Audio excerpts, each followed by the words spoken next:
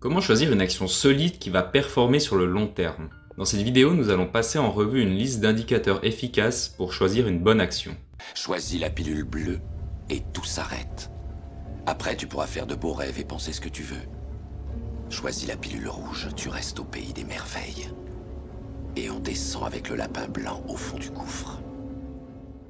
Le premier indicateur, c'est le pricing power à disposition de l'entreprise. Le pricing power, c'est la capacité d'une entreprise à vendre des biens et des services plus chers que leur valeur intrinsèque grâce à leur pouvoir de marque. Plus son pricing power est puissant, plus l'entreprise va être capable de générer des revenus croissants sur le long terme. Si je prends deux entreprises du CAC 40 comme Orange et LVMH. LVMH a un pouvoir de marque très fort grâce à des marques comme Louis Vuitton. Donc ses clients sont prêts à payer des milliers d'euros pour un sac à main.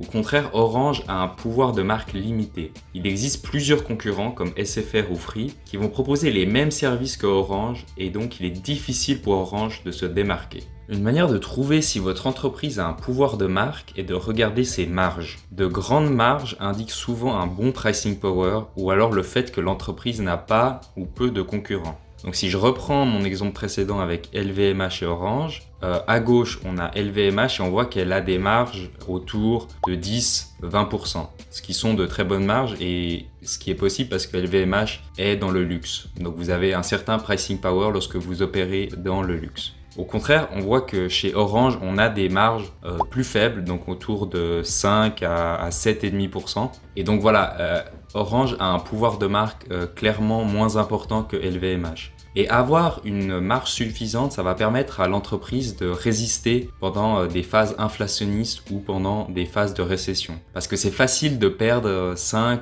ou 10% de marge. Donc si vous avez 20% de marge, vous savez que même pendant des crises inflationnistes, par exemple, vous allez continuer à générer du revenu. Là où si vous avez des marges de 2 à 3%, eh bien, à la première crise arrivée, vous allez perdre de l'argent, tout simplement. Le deuxième indicateur est le retour sur capital. C'est tout simplement les bénéfices divisés par le capital de l'entreprise. Pour imaginer, si vous investissez 100 € dans une entreprise qui va générer 20 € de bénéfices, alors vous avez un retour sur capital de 20%. C'est un excellent indicateur pour évaluer l'efficacité économique d'une entreprise. De nouveau, si je reprends LVMH, on voit qu'on a un retour sur capitaux propres qui croît chaque année et qui est autour de 20 à 30%. Donc de nouveau, un très bon retour sur capital. Là où du côté d'Orange, on a un retour sur capital qui va stagner et qui va être beaucoup plus faible, donc autour de 8 à 10%. Le troisième indicateur va être la capacité de l'entreprise à générer des revenus réguliers croissants au fil du temps. Il ne faut pas oublier que ce qui fait croître le prix d'une action, ce sont les revenus croissants de l'entreprise en question.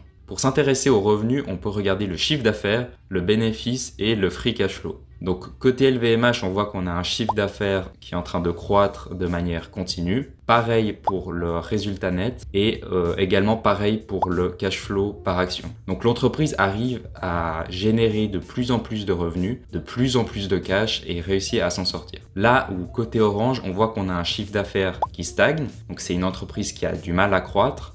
On a un résultat net également qui stagne autour des 2000. On le voit, donc de nouveau une entreprise qui a du mal finalement à croître. Et pareil pour le cash flow par action. Donc on voit que Orange est une entreprise qui est beaucoup plus en difficulté en termes de revenus que LVMH. Comme quatrième indicateur, nous avons la dette de l'entreprise. En temps de crise, les entreprises fortement endettées vont avoir beaucoup plus de mal à s'en sortir économiquement. C'est pourquoi il est utile de sélectionner des entreprises avec un effet de levier assez faible. On dit généralement que la dette doit être inférieure à 3 fois l'EBITDA de l'entreprise, ce qui nous donne un effet de levier qui doit être environ inférieur à 3. De nouveau, si on reprend le graphique, on voit la courbe orange qui indique l'effet de levier. Côté LVMH, on voit qu'on a un effet de levier maximum de 0,7 voire 0,8. Donc on voit que l'entreprise a une dette totalement soutenable. Et du côté d'Orange, on voit que l'effet de levier monte jusqu'à 2,3. Donc on a dit que l'effet de levier devait être inférieur à 3. Ça reste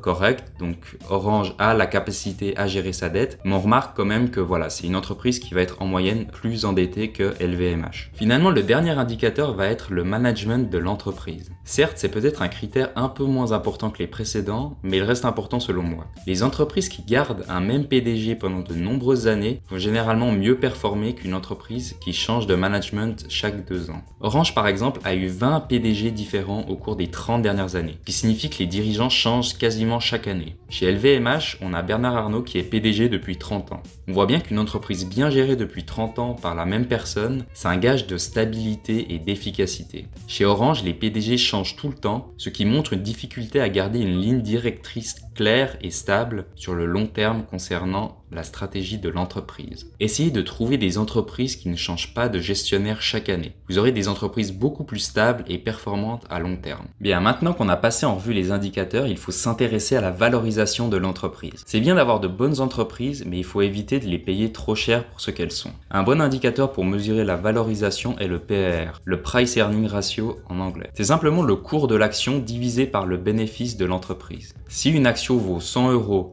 et que son bénéfice annuel est de 10 € par action, alors elle a un PER de 10. Cela signifie que vous achetez les bénéfices de l'entreprise pendant 10 ans. Maintenant, il faut comparer le PER de l'entreprise qui vous intéresse face au PER de l'industrie dans laquelle opère votre entreprise. Par exemple, LVMH est une société de consommation cyclique et son PER est de 23,71. Si on compare au PER moyen de l'industrie de consommation cyclique, on voit que le PER moyen est de 20,83. Donc LVMH est plus cher en moyenne que ses concurrentes du même secteur. Maintenant, si on va du côté d'Orange, on voit que Orange a un PER de 6,3 et que Orange est une société de communication de services. On voit que le PER moyen des sociétés de communication de services est de 17,1. Donc cette fois-ci, c'est Orange qui est bien meilleur marché que LVMH dans son secteur. Maintenant, évidemment que Orange est meilleur marché puisqu'on a vu que Orange était une société qui stagnait et qui était globalement en moins bonne santé financière que LVMH. Alors que LVMH, elle, est en très bonne santé financière, mais évidemment, par conséquent, elle est aussi beaucoup plus chère. Lorsque les marchés sont efficients, vous n'allez jamais trouver des sociétés très saines financièrement, avec un bon potentiel de croissance et qui sont très bons marchés. Ça n'existe pas. Donc, vous êtes forcé d'acheter des bonnes entreprises un peu plus chères si vous voulez avoir des sociétés de bonne qualité. Bien, on a tous nos indicateurs importants, nous avons la valorisation de l'entreprise. Il ne nous manque qu'un dernier point qui est notre thèse d'achat. Vous devez vous poser la question, pourquoi est-ce que j'achète cette entreprise? Ça peut peut-être être à cause du dividende, à cause de la croissance, etc. Mais il vous faut une thèse d'achat pour savoir à quelles conditions vous allez revendre votre action. Par exemple, j'achète du Total Energy pour le dividende. Donc la condition pour que je garde l'action et que Total continue de verser des dividendes. Si Total arrête de m'en verser, je revends l'action. Voilà, idéalement, si vous faites un bon travail de recherche sur les actions que vous achetez et qu'elles répondent aux critères mentionnés dans la vidéo, vous n'aurez pas à les revendre. Voilà, j'espère que ces critères vont vous aider à sélectionner vos actions. N'hésitez pas à liker, à vous abonner si le contenu vous a plu. Sur ce, je vous dis à la prochaine. Ciao!